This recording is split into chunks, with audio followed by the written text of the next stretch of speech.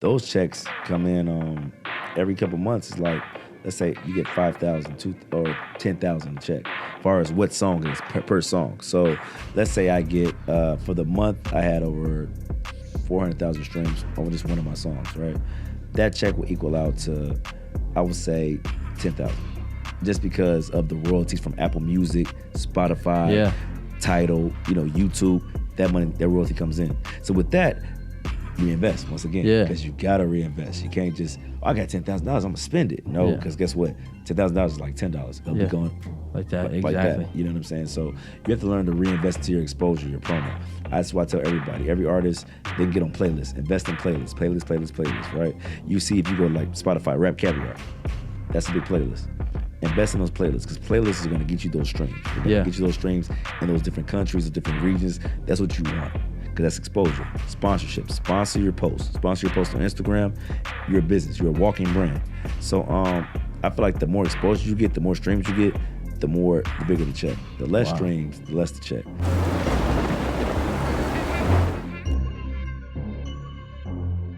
What up, everybody? Welcome to another episode of the Adversity Kings podcast. Adversity Kings episode 1,646,038. No, I'm playing. We're going to have 1 million episodes here soon, bro. But welcome on, bro. If you want to kind of jump in and introduce yourself, Instagram, your Instagram's RealYungG, right? RealYungG, yep. RealYungG, yeah, so on Instagram, RealYungG.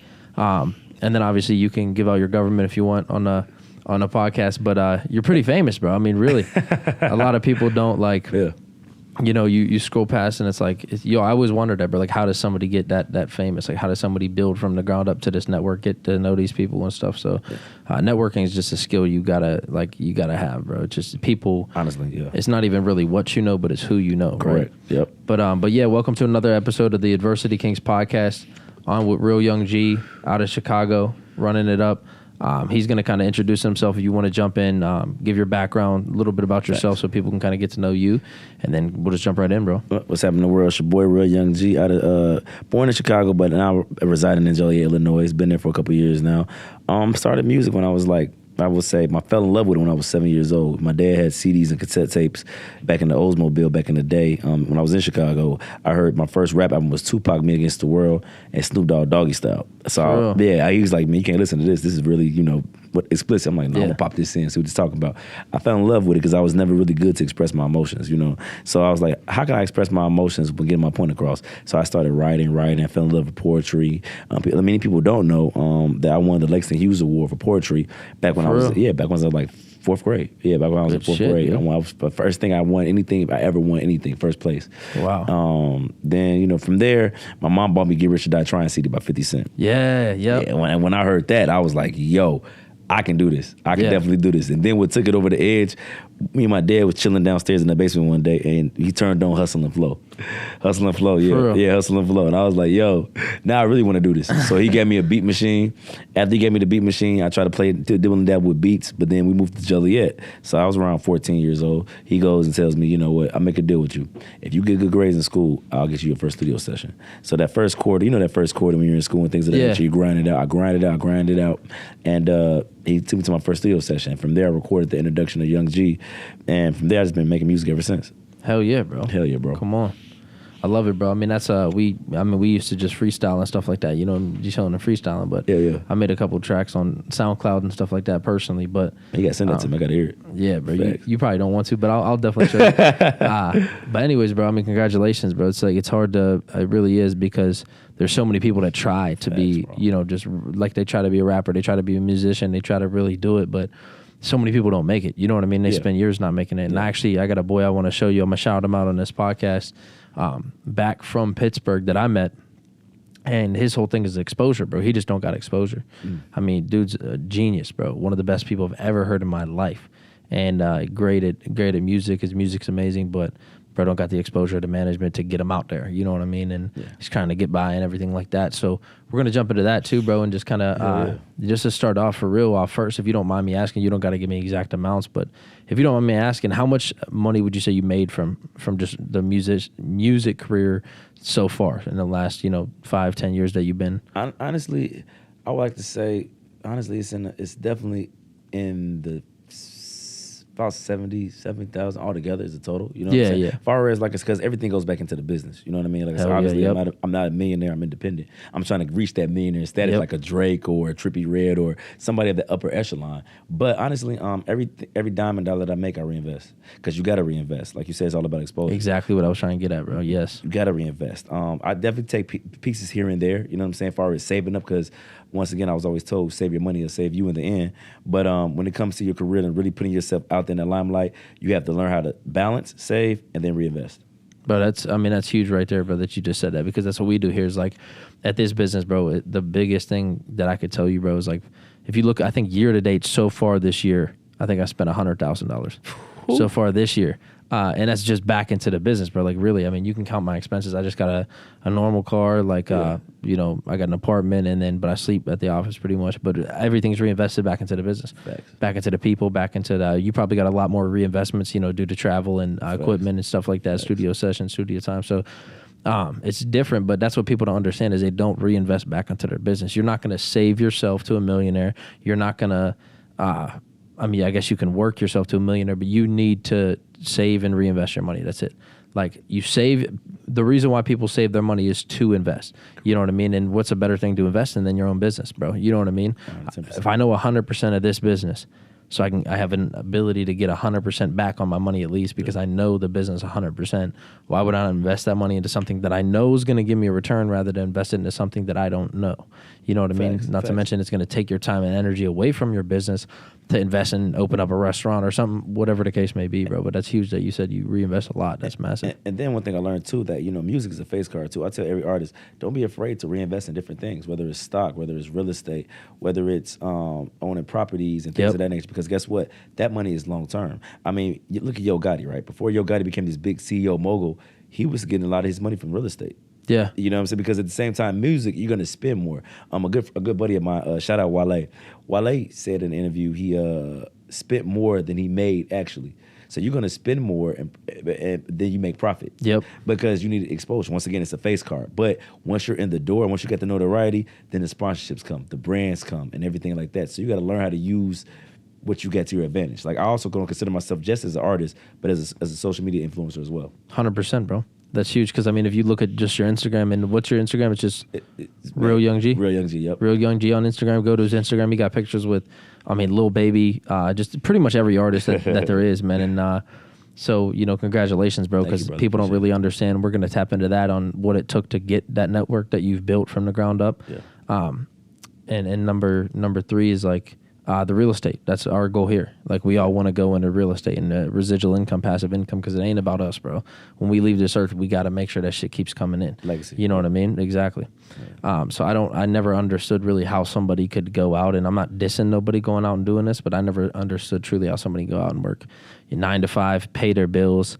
And most of those people are barely getting by. Thanks. You know what I mean? Especially when something like this happens and inflation starts coming up. Like most of those people are barely getting by. So it's like literally like you're I'd understand if you were doing it, like maybe you got like more money at the end of it or something, but like you don't get anything. Facts. You know, you're living paycheck to paycheck, bro. So what is it, if you want to talk about this and kind of ask you this question, is like, how is it that you, number one, because it takes a lot of stuff to just really be in that mindset. Like your success is a mindset. It's nothing else besides a mindset. That's the reason that if you have somebody who has a mindset like yours, and you know you lose all your money or you lose everything, well, you can go rebuild it back up because of the mindset, right? You attract success. It's a byproduct of who you become, right? Yeah. So for you, bro, number one is how, and you can kind of hit these one at a time, but how did you find your passion truly? Like, and what would you tell someone else trying to go out there and find their passion? So somebody's like, I'm lost, I don't know what I want to do. You know, you found your passion at a young age. And number two, belief in yourself. I think that's a big thing that nobody talks about is belief in yourself, bro. And the fact that you said, I know I can do this. You know what I mean? You obviously have a lot of belief in yourself, and it's obviously in your talents as well, over, you know, obviously your history. But if you were to tell somebody, you know, how would you help them believe in themselves? How would you help them find their passion early in life and in age? And then from there, how would you help them plan out kind of what steps they need to take to get to make that a reality? Facts. I would say number one, put God first. Number one, always have faith in God because at the end of the day, God gives you the vision and the dream. And number two, I say hard work, dedication. I mean, Rome wasn't built in a night. Egypt wasn't built overnight. Hell, man, Jeff Bezos, Amazon started in his garage. Yeah. Took a $10,000 loan and look where he's at now, taking over the world. So I said 100%. you have to really like sacrifice and grind. I mean, it's times where I would go out of town, and it's times that I would not even get a hotel. Like I'll pull over at a rest area and sleep because I wanted that much. I got to save my money. You know what I mean? Because you got to think about expenses and things of that nature. You got to think about, okay, don't let the money or the dream deter you from what you got to do. Because, like you said, nothing's wrong with a 9 to 5 because everybody got to eat, right? Right. I say, but that's a life of comfortability. So you also got to think being an entrepreneur is very hard because you have to realize it's gonna be days it's not gonna be so good. Yeah, it's bro. gonna be days it's gonna be great. But you got to know and have that, like you said, belief in yourself that I can do this. Can't nothing stop me. Can't no one stop me. I believe in myself even when others don't believe in me. Because my father even told me this. He gave me some great piece of advice. He was like, don't let nobody stop you from doing what you want to do. If this is what you want to do, go out there and do it. I believe that people tell people that they can't do something because they're intimidated by it because they can't do it. Yep. Like I would never tell a person they can't do it. I would never tell a person that's a stupid idea. Yeah. Because then just because I don't know how to do that doesn't mean that you don't know how to do that. I mean, I can't draw. Yeah. But guess what? You probably can draw the best painting in the world. You probably can be as good as Picasso. Yeah. But don't let me stop you saying, man, that's not cool. Find something else to do. Because people like that, the negative people in your life, remove all negative people. 100%. That's huge, bro. I don't know you know about Jordan Lucas, right? Yeah, Jordan Lucas, yep. I'm gonna tell you, and that's a real good person that I've met a couple times. He gave me a good piece of advice. I asked him because I will always ask artists, "How do you do it?" I'm trying to get on your level. How do you do it? Jordan Lucas told me this: delete all distractions. When you want to go out and party, when you want to be, out cooking up with girls, whatever. He said, delete all distractions. You have to really zone in and figure out what you want to do. Because guess what? It's easy to get distracted. It's easy for somebody to call you up and be like, hey, bro, let's go to this kickback. Or, hey, bro, let's go to this hookah bar. Or, hey, bro, I got these chicks, man. They want to hook up. That's time. Time you can never get back. Right. You can get money back. You can get, women back. You can get prized possessions back. You can't get time back. So while we're on this earth, time is ticking away. Each day is a notch off our clock, our ticking clock. So you have to go out there and make that legacy. 100%, bro. Yeah. That's massive. I mean, that's massive right there. And people don't do that, man. They don't remove. And sometimes the negative people are your family members, bro. Facts, sometimes it is your mom or it is your dad or it is somebody like close to you, and you got to get away from them. Like Facts. you to say, your life depends on it, bro. Your life depends on it. So that's crazy that you say that. And that's what I got this piece of advice from somebody who said somebody I wanted in a better position than I was, and they said like, listen, like your life is full of creators and destroyers. There's 1% of creators and the rest are just destroyers, because that's true. Like most people, they go on social media to do what? To consume, right? Correct. Can't be a consumer. You know what I mean? You're a creator, bro. You're more focused on producing your content than you are absorbing someone else's content, right? You're so Facts. locked in. That's what being locked in is. If you're sitting here watching this guy over here, you're going to fall second place. He's going to win. Winner focuses on first place, and second place focuses on the first place guy, right? So you got to get rid of people, man, around you that's not helping you in your life. I mean, who would you say that's the next thing is kind of, you say your dad would be like a big influence. Big influence? Big influence. Just because, for the simple fact that, he told me, don't let me, like it takes a real person to tell you that. Yeah. Don't let me or the next person, no matter how bad I feel like it's not working for you or it's not going in the direction that I want it to go for you, don't let my personal feelings of what you believe in stop you from doing what you need to do. People project themselves onto you. Exactly. The insecurities onto you. So for the fact, man, I always give my pops a shout out because, like I said, he didn't have to say that. And that, to me, that kept me motivated to deal with haters and deal with people saying, oh, you ain't going to make it. Oh, man, just give it up. Just stop. What are you doing? Like, that's stupid. It helps me deal with that criticism. Yeah. Because like I said, 100%. and my father always told me, he said, I'd rather be the one to prepare you for the world, because if you go out in the world, you're not prepared, it's going to destroy you. And people's opinions, if we're not mentally trained right, it will destroy us. Yeah. You know what I mean? Like R.I.P. my man's Jason David Frank, Tommy. Tommy was a big inspiration to the world, but he also had his depression because people always wanted something from him. People always, when a person's going through something, that's why I always say mental health is key. You always got to take mental health days. Last conversation we had, he was like, man, I appreciate you because you're real loyal and you don't want nothing from me. And I'm saying that to say this. Sometimes you got to isolate yourself from opinions. You got to isolate yourself from people that just want to take, and not give, meaning they don't want to pour into you. I'm always want to surround myself around winners, people that's going to pour into me. Because if I pour into you, like if I'm pouring into you as you pouring into me, we can all build and we can all win. Yep. So yeah, 100%, bro. That's massive, and that sucks, man. It really does, because you get in that position, bro, and everybody wants something from you every time. It's every time. Facts. Like. And that's the thing, bro. Is like you got to tell them, like Kevin O'Leary and these entrepreneurs. They used to say, like, if one of my family members asked to borrow money from me, I say, all right, listen, how much do you need, and they'll say something, right? And then he'll be like, all right, listen, I'll give you this much, but the rule is you can never borrow from me again if I give you this, right? So that's what they would say. And there's nothing wrong with helping your family. Obviously, you want correct, to, correct. but it's like, if those people in your life willingly know and they're not adding value or supporting you, like for me, bro, I'm doing this to retire my mom. You know what I mean? My mom has sacrificed so much for me. Amen. That I want to do that for her. But it's like, if somebody were to, let's say, come out of the cuts, like some random cousin that I don't know, Yeah. and then, hey, can I get like millions of dollars? Can you help me out or something? It's like, obviously, bye. Yeah, you know what I mean? facts, So, facts. but 100%, bro. It's the people around you are the biggest key. You become the five, the sixth of the other five people that you spend the time with. Correct. Yep. So growing up in Chicago, right? You said Joliet now. Yeah. That's more suburbs, right? More suburbs. Yep. Yep. Awesome. What you being in Chicago, would you say that also had a big influence on you in just the music industry in general? Because I know there's so much talent that came out of Chicago, but it's unbelievable. Honestly, when I was making music at the time, or I was trying to make music at the time, Chicago was big on its house scene, right? It was big with the house scene, Taste of Chicago. We had people called footwork, because they were footwork, they were dance. So nobody was really thinking about rap like that. I was like, man, I want to do this. The only rappers that we had during that time frame of me coming up was the Kanye West, was Common, was Twista, was Lupe Fiasco. That was the big four that we had, and Shauna, you know what I mean, as far as the females. I moved to Joliet. Fast forward, I go to college. My freshman year of JUCO, I went to Joliet Junior College. Chief Keef came on the scene. And that exploded the whole music era. That exploded the whole music era. My influences, as far as music, never really came from Chicago, because I didn't have nobody from Chicago to really look to. I mean, like I said, all those people that I just named are legends in their own right, respectfully. But I like the East Coast. I like I said, 50. I like the West Coast. I like Pac. I like Snoop Dogg. Or I like Texas, Chameleonaire. That was my type of music. So that inspired me to make music. But as far as my character, I feel like Chicago has shaped my mind frame. Yeah, definitely, and Joliet as well, because it's a mixture of both worlds. It's like night and day. Yeah. So yeah. Yeah, I've been to Joliet a little bit. I've been to the city a few times too, man. But it's beautiful. I mean, it's like, if you can't make it in Chicago, you can't make it anywhere. You know what I mean? Facts. But that's huge, bro. Because I recently really I've been listening to a lot of 50 Cent, a lot of Tupac, a lot of that, bro. Because that's just in the gym, bro. That's my music. You know what I mean? Just gets me going, bro. It's real. Yep.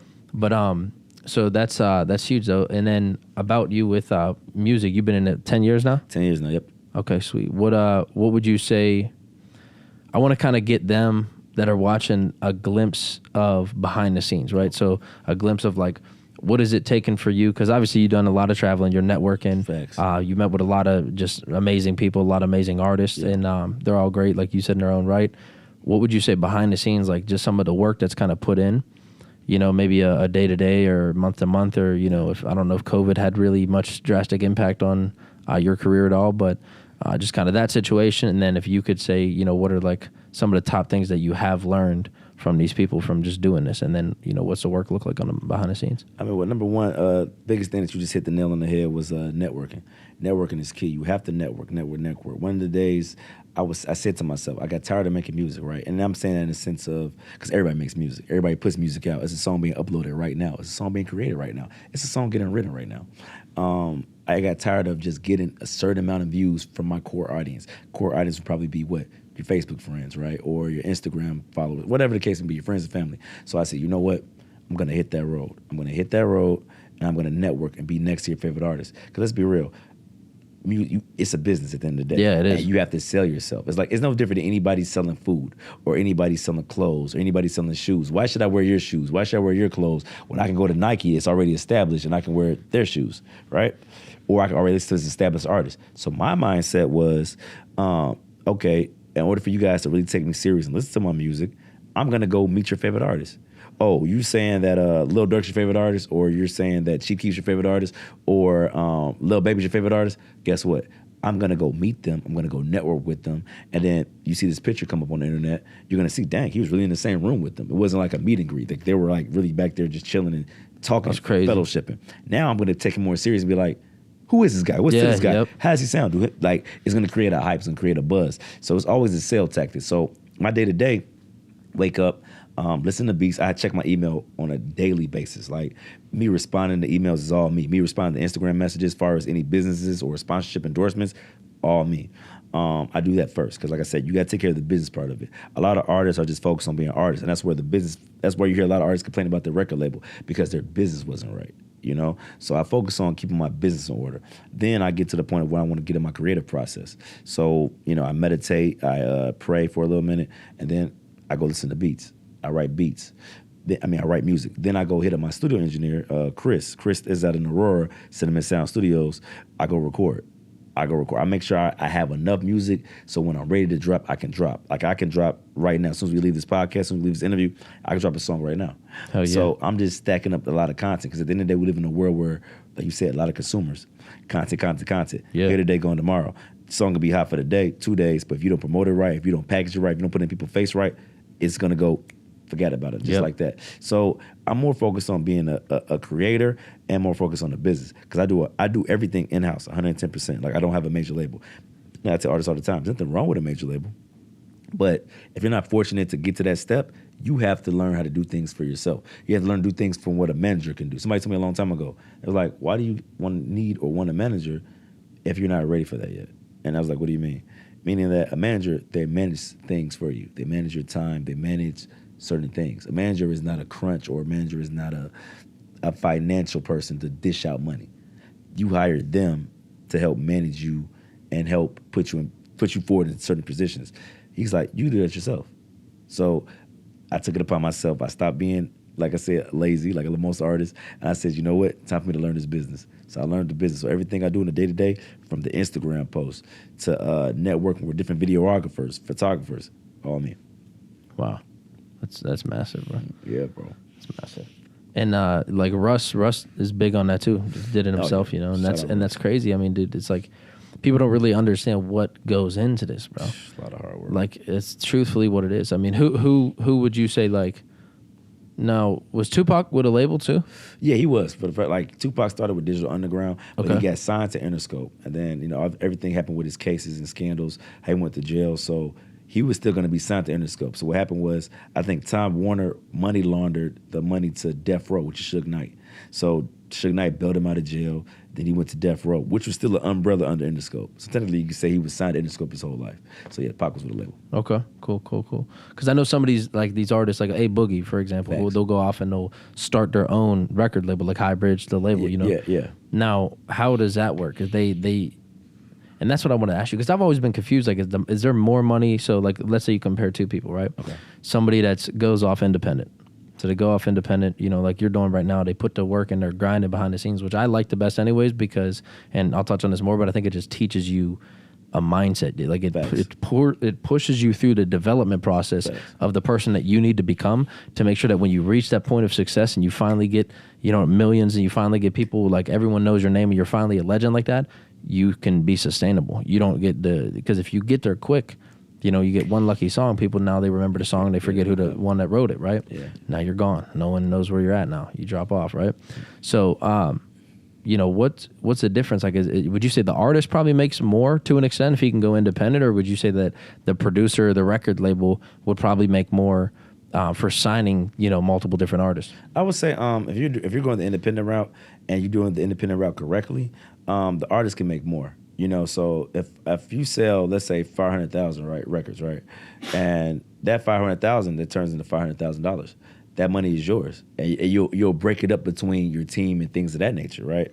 As far as a major label, guess what? We're gonna give you an advance, because that advance essentially is a loan. Yeah. So the major label's giving you that loan, and once you spend it on whatever it is, studio time, you want to go on a jet, we want to put that down into the fee that you owe us. So in order for you to, a lot of major artists really don't start seeing money until their third project, if they're lucky to get a third project.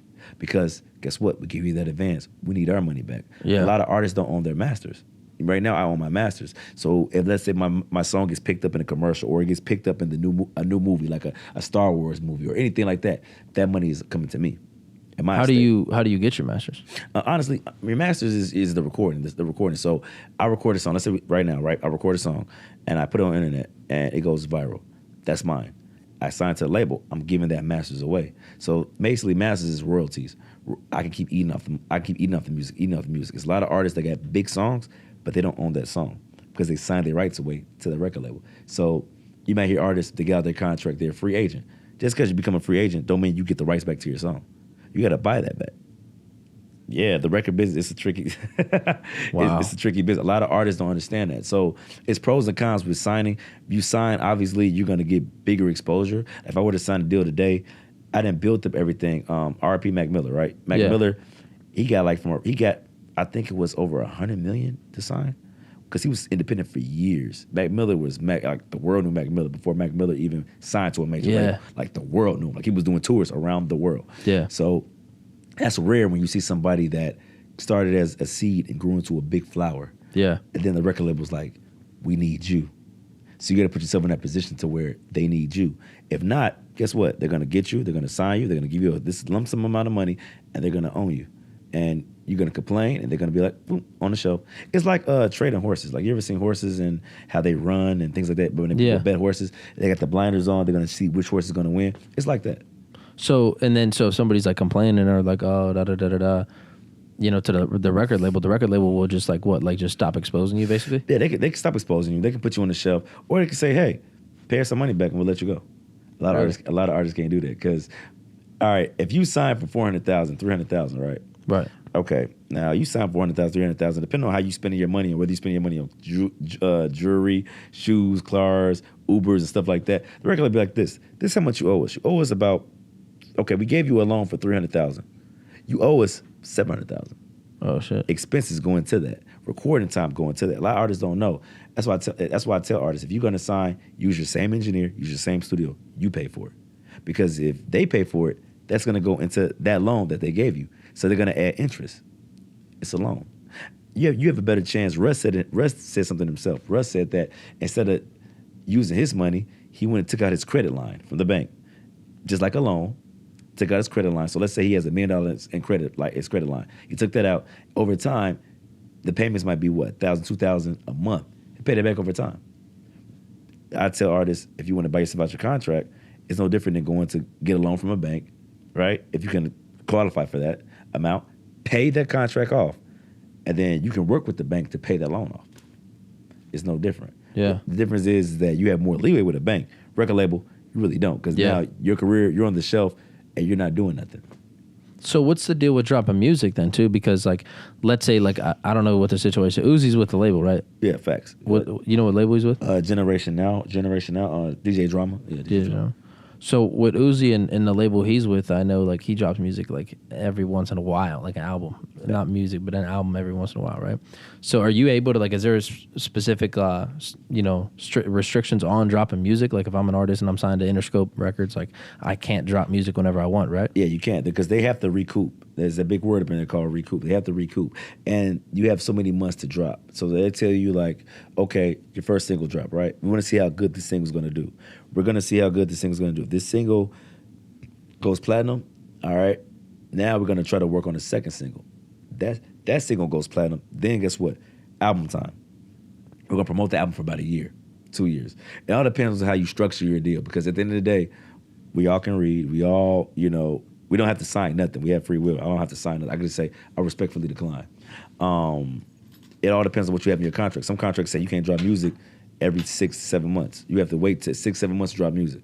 By then, people move on so fast. We live in a day and age where it's not like back in the day, dude. It's not like back in the day where people would live off that one album for a year and people would still love it. Yeah. It's not like that. It's instant gratification now, yeah. Man, we're in the age of technology. Every day, content's getting uploaded. You have to upload content quick. Otherwise, it's just forgot about. That's why. So, as an artist, you have to negotiate in your contract. Okay, I want to drop music every 3 to 4 months. Because sometimes labels will hold you up for a year. So I want to drop music every 3 to 4 months. Let me do that. Okay, this is how much the album will need for that, and this is how much we're going to do. And it all depends on what you work out in that contract, honestly. But when you're independent, like I said, I can leave this podcast right now. I can go to my TuneCore, I can go to my CD Baby, or I can go to my DistroKid, drop a song just like that. And then how do you go about getting that on, like Apple Music, Spotify, all that? How do you even go about getting it on there? It's a online distributor. And I say online distributor far as CD Baby, TuneCore, United Masters, or DistroKid. Me personally, I use DistroKid. So DistroKid, let's say you pay because you have to pay a fee to get it on there, obviously, because they're sending it out. So you have to pay a fee to get it on to use their platform. So DistroKid, I pay a yearly fee of $99, right? Unlimited uploads, unlimited music video uploads to Apple Music. Wow. DistroKid is good. You get your royalty checks every 2 to 3 months, and it goes on everywhere: Apple Music, Spotify, Tidal, YouTube Red, everywhere you can consume music, it goes on there. So I tell people, that's the easy part. You can easily put your music on Apple Music. Just find what distribution works for you, whether it's CD Baby, whether it's TuneCore, whether it's DistroKid, whether it's whatever, right? So I use DistroKid. So DistroKid is my choice that I choose. It's fire. What about, so for example, you posted on your Instagram, right? So I'm pulling it up now. You posted that you had just your views, right, on just Spotify alone, not even to mention like Apple Music or whatever case may be. So some of these artists, like, you're streamed in over 99 countries, over 576,000 streams, over 90,000 listeners, bro. So that's huge. Congratulations building that shit up from scratch. Appreciate it.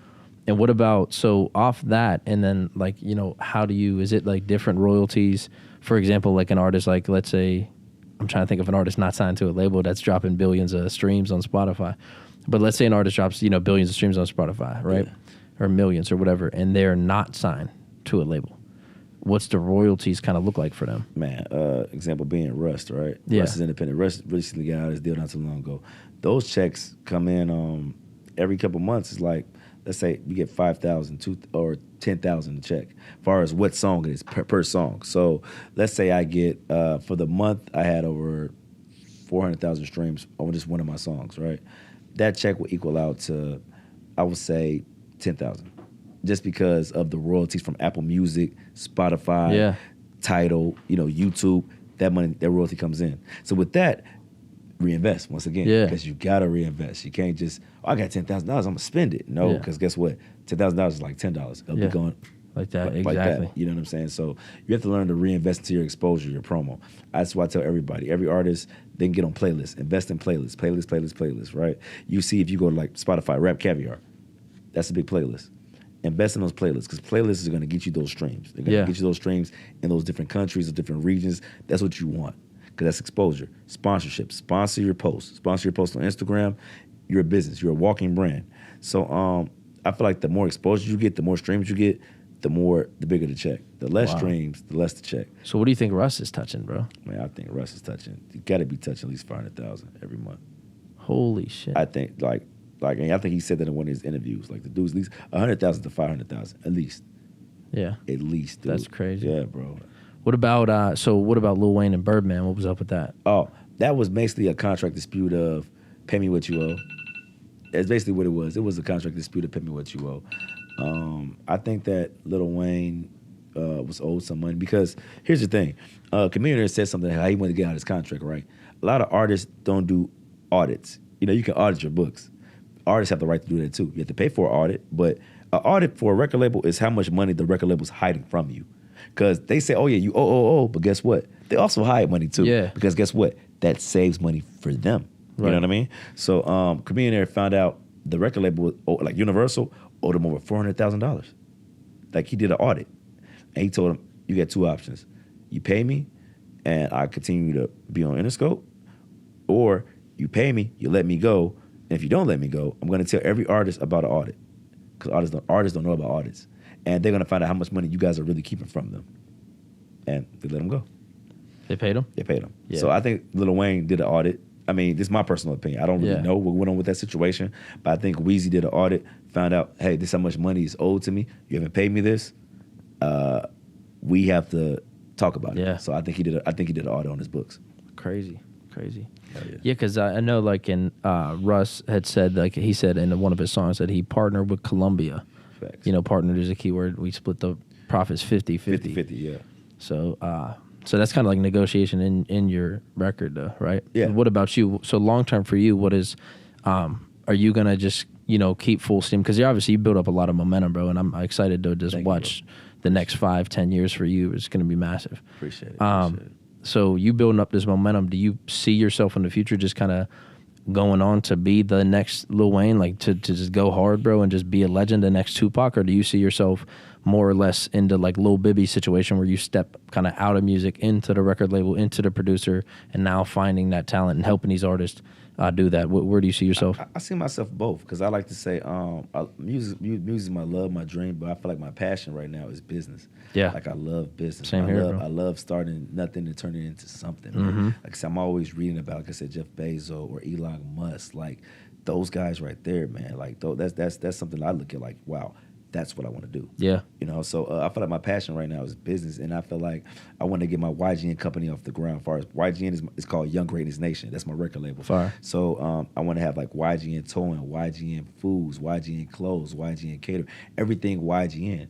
Far as business and probably get into, like I said, the world of Hollywood, write a screenplay. Like I just partnered up with Broadway Chicago. Broadway Chicago, I love theater, so every time they have plays coming into town, they hit me up. I go there as one of their influencers, and I love it, man. I see myself like my big bro D-Boy always told me. He said, bro, you're not just an artist, because some people are just artists. They just focus on music. That's all they know, and they can't do nothing else. He said, man, you have a range to do any and everything, bro, far as entertainment. So I say business entertainment is my field. So I do see myself signing artists. I do see myself still kind of being like a Jay-Z. You see, Jay-Z, he raps when he want to rap. Yeah. But what we know Jay-Z now for, he just met Elon Musk. Like, they just had a meeting to buy some team, right? We know Jay-Z now for his business endeavors, you know? So I feel myself venturing into different things. Wow, that's impressive, bro. What about, so for you then, signing artists, what does it take, like 200,000 to start a record label or something? Close, about 500,000. 500,000. 500,000 to start a record label. Wow. That's awesome. I see myself signing when the time is right. When I feel like everything is super established and super right, definitely. Because I get a lot of artists that are like, man, I want to sign to you. I'm like, man, right now, if you sign to me, you can be kind of mad, because, I'll keep it honest, because I'm still focused on making RealYungG a household name. Yeah. Making RealYungG a brand. And with other artists, you have to focus on them. Yeah. And if artists don't have the certain drive to do it themselves, I have to stop what I'm doing. And it's not a knock, because, you know, I feel like every artist is dope. You know, if you have a chance to go out there and chase your dream and be a musician, God bless you, dude. Go for it. 100%. But in order to focus and build on you, I will have to stop what I'm doing. As of right now, I'm too far in the matrix of what I'm doing to really stop. No, that's facts. You know what I'm saying? To really stop and focus on your success. Yeah. So, yeah. Have to, bro. I mean, that's what you have to do. You have to fill your cup, and then you can pour into somebody else. Correct. Yes, sir. Yes, sir. Plus, once you get an established household name, bro, any artist that sign with you is going to be lucky as hell. Oh, hell yeah. You know what I mean? And that's the thing, bro. It's really hard to find people like that nowadays. Like, it truly is. Like, if you truly go out there, most people just look out for themselves only. Facts. And that's just what it is. And that's the biggest thing. And that's why leadership is literally serving other people. Like, if you could serve other people, you'll be the best leader that there is, you know? Facts. And that's what Jesus did, served other people. And that's why he was, like, there's a book that I read, you know, that, you know, my mentors put me on, is Lead Like Jesus, right? And that's what it talks about, serving other people. And their people are actually from Pittsburgh, from where I'm from. I read that. They created Toro, the app Toro. I know about Toro. Yeah, that's crazy. Seriously? Mm-hmm. That's dope as hell, bro. Yeah, so that's what I'm saying. They said the biggest thing they did that was different than anyone else was developed other people. They developed other people. So that's where I see for you too, bro, is just getting, you know, obviously getting your name up there. You will. I mean, you haven't, like, you're just on go, bro. And that's what you have to do, is people don't understand, like you said, sleeping in a car. Yeah. At rest stops, like traveling across the world. People might think it's fun to travel, man, but it's kind of exhausting. You know what I mean? Very exhausting, especially you're traveling to network, dude. Like, you're not sitting there traveling to go shopping and stay at 5-star hotel resorts and chill with a drink in your hand. You're going to network and put in the work. Correct. Like, that's what you're doing. So it's exhausting to be great. You know, that's Simon, my mentor, Simon Arias. He shouted that out for me, and it stuck with me for a minute when I started. It's exhausting to be great. You know what I mean? So the work that you're putting in behind the scenes, the studio time, the money that you're reinvesting back into your business, study the billionaires, study Elon Musk, study Jeff Bezos, and they take all their money and they reinvest it back into their business. So, yeah, I mean, that's just insane, dude. Just the music industry, I had so many questions, but you've answered a lot of my questions, especially when it comes to the music industry, trying to understand it, because music industry is massive. It's going to be here forever. It's been around for hundreds of years, thousands of years. It'll be here for forever, bro. You know, even long before we're gone. I mean, shit, dude. They sent into space with the the gold record. You know what facts, I mean? yes. You see what I'm saying? With some of our music from our culture on there. So it's in space. It's there forever. It's never going to go away. So that, and then for you, man, just to kind of finish off, I'd like to ask everybody this question, but if you were to leave this earth with 3 pieces of advice, right? 3 of the biggest pieces of advice, no one would know anything else about you. All that they would have is these 3 pieces of advice. All your other content gets deleted. Everything else, no one knows except for these 3 pieces. What would you leave everybody with? Put God first. Believe in yourself. Never give up. Never give up. Never give up. Put God first, bro. That's the biggest thing. Put God first, man. Always had a great relationship with God. We all, you know, we go to church together here and everything like that. So, Amen. and that's what it's about, bro. God will move, you know, ways in your life. Mountains, bro. Yeah, I know he's done it for me, especially. Like, it was crazy. Quick story. A lot of artists be like, bro, I swear you move like you're signed. I said, it's all God. Yeah. It's all God. Like, a lot of artists think I'm signed. No, the artists that I meet, no, I'm not signed. It's just God keep on pushing me forward to do what I need to do to help create my legacy in the long run. Yeah, 100%, bro. Wow. That's huge. I mean, move like you're signed. That's good because other artists are saying that about you. So it's like you validate yourself with what other people say. I mean, I could sit there and talk about me, bro, but other people that will talk about me, you know, if they're saying some good things about me, then obviously I'm doing something right, right? So keep it up, bro. That's huge. Thank you, brother, for sure. And if you guys are tuning in, make sure you check them out. So Instagram at RealYungG. RealYungG. No underscore. It's REA, because some people put O in my name. So let me spell it RealYungG. Once again, it's RealYungG. That's everywhere. Twitter, Facebook, Instagram, YouTube, SoundCloud, Spotify, Apple Music, Tidal, you name it. RealYungG. You've already dropped multiple albums in, correct? Yeah, I have. It's all, definitely. All on Apple Music, all on Spotify? Yeah, definitely. SoundCloud too, everywhere? Yep. Bet. What, when's the next album coming? When's the next song coming? So I was finna drop my sophomore album called Mixed Emotions 5, right? But after I heard Drake Her Loss, I'm not gonna lie, I got inspired to drop a EP called Sorry I Broke Your Heart. And that's dropping next year. So that's dropping around February. That's gonna lead into, it's gonna be like a series. It's gonna lead into Mixed Emotions 5. Because recently I just found out Drake dropped Certified Lover Boy, Honestly Never Mind, and Her Loss as a series. It's a trilogy. Oh, wow. So that I was like, you know what? I feel like I want to do some trilogy shit. So I'm gonna drop Sorry I Broke Your Heart first, and that's gonna be an EP with probably like 5 songs, 6 songs. That's gonna go in February, and then the sophomore album's gonna come in June around my birthday. Wow, let's go, dude. It's kind of like T Grizzly just dropped. What is it? What did T Grizzly drop? It's 5. I know you're talking about. It's like an EP, right? Yeah. I can't think of the name right now, man. Shout out to Grizzly. That's my dog. That's one of my dogs too. T Grizzly. His story's crazy, man. His story's crazy. It is. And how he became nothing, it turned to something. It's bless him, man. I always. So one more thing is, who would you say your favorite artist is of all time? If you could do one artist. If I could do one, it's so hard, man, because I go through different vibes every month, every day, every second. Of all time, I got to go with what I'm feeling right now. I like Burna Boy. Yeah. Burna Boy is dope. I recently had the pleasure to meet Burna Boy in the summer. Real cool brother. So I got to say Burna Boy. I like that Afrofusion type shit. It's pretty dope. Let's go, bro. What about you heard of Montana 300, right? Oh, correct. Yeah, so that's the biggest thing he be saying is like labels make you famous while you make them rich. You know what I mean? Oh, that's facts. No. But Montana's a beast too. What do you think about him? I think he's dope, man. I think lyrically he's cold as hell. And and that's another person that's independent. We forgot about that. Yeah. He's been independent for years. He said he turned down every major contract there is. And the fact that Montana can still go on tour and do tours and do shows and still drop music and have a cult following, because it's all about your cult following too. Yeah. Have a cult following. I think that's dope, man. I think he's definitely doing his thing. I think any artist that's even want to be an artist is doing their thing. Because like I said, this industry is not easy and it's political. So it'll tear you down if you let it. But if you, like I said, got a strong faith in God, take good mental breaks, you'll survive. 100%, bro. Yeah, my boy Pittsburgh, I want to shout him out. It's on SoundCloud, it's Priority on SoundCloud. On Apple Music, Priority. SoundCloud, Spotify, Priority. I'll send you some of his songs and stuff, bro. But it's crazy, dude. He got so much stuff that's just unreleased too that I've heard that he sent to me, and it's crazy. Facts. Just insane. Just a blessing. And that's the thing, dude. You meet these people and they have amazing talent. It's like, dude, you just got to get you out there, bro. Correct. You know, that's it. You got to be able to network. You got to be able to get out there. But he's huge, bro. So I'll definitely connect you with him, and Some music for sure. Hell yeah. But yeah, man, I appreciate your time, bro. I appreciate you. It was Thank you, bro. It was a pleasure, man. pleasure being on here, bro. I mean, just the wisdom and the mindset that you have, like, it's so crazy because you'll meet people a lot of times in business. Like, you meet Jeff Bezos, you meet Elon Musk, and you meet these millionaires or these billionaires that you expect for them to say the stuff that you said. You expect for them to have the mindset because you wouldn't really get there without that mindset, right? Correct. But you oftentimes never meet someone in specifically the music industry nowadays, in the rap industry, that has that mindset.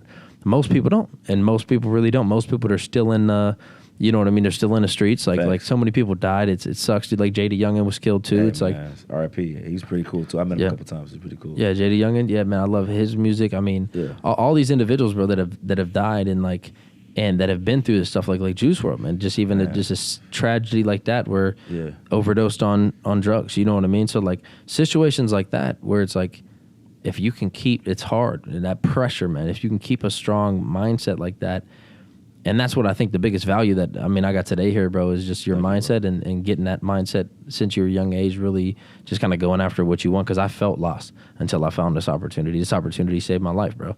And I'm in love with it, always have been. I 7 days a week, sleep at the office, all that, bro. So, you know, dedication and stuff, and it doesn't seem like work, bro. I'm in love with doing it, and I can imagine the same thing, bro. It's like, you go out every time you're in the studio, you're not sitting there dreading to get out the studio. You want to be in there for hours. All day. You know what I mean? All day. So that's what I don't think people understand is, like, you know, if you truly feel some type of way and you truly love something and you truly seen yourself doing it and you truly believe that you can do it, do it. I mean, you have a conscience in your mind that's going to tell you, your gut instinct, there's a reason you have it. You know what I mean? There's a reason you have that voice in your head. There's a reason you have a gut instinct. Just listen to it. It's going to tell you where to go. It's going to tell you the path that you need to take. And it's either going to lead you in the right direction until you discover the path, or it's going to lead you to the path, for example, like it did for you, man. And you got to back it up with the work. If you're going to take this opportunity and this opportunity is going to come through your life, you better be ready to back up the work and put it in and make sure that you make this a reality, because there's only 1% of people that make it. And the reason is no one else's fault except for their own. Facts, so take extreme ownership, man, and that's huge, bro. So proud of you and your success, bro. Make sure you guys check him out. Make sure you guys tune into his music. Just huge connections. If you want to hit him up and try to get some work in the studio, Chicago. You said Joliet, right? Joliet, yep. Come on. So I appreciate you for being on, bro. Hopefully we get you on again, bro. Hey, let's do it, bro. Love the mindset, dog. We locked in for life, bro. Yes, sir.